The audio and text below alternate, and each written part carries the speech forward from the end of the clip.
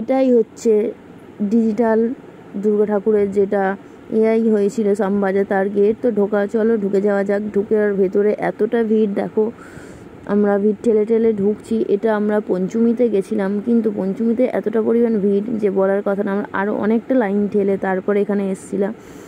তো আসার পর দেখো তোমাদের দেখাচ্ছি এখানে পুরোটা কিবোর্ড সাইজে।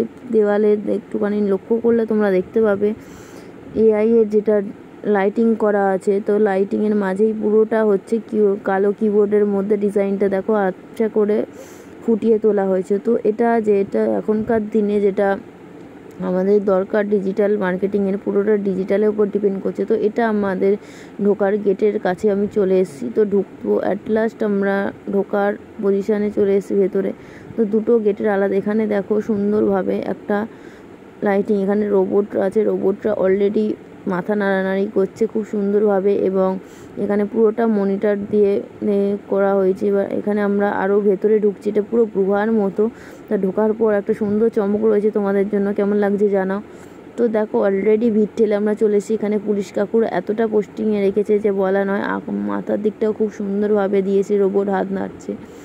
আমাদের মা দুর্গাও হচ্ছে ডিজিটাল হাতেই পুরোটা দিয়েছে। এটা চোখের সামনে না দেখে বিশ্বাস করতে পারছিলাম না, এতটা সুন্দর লাগছে।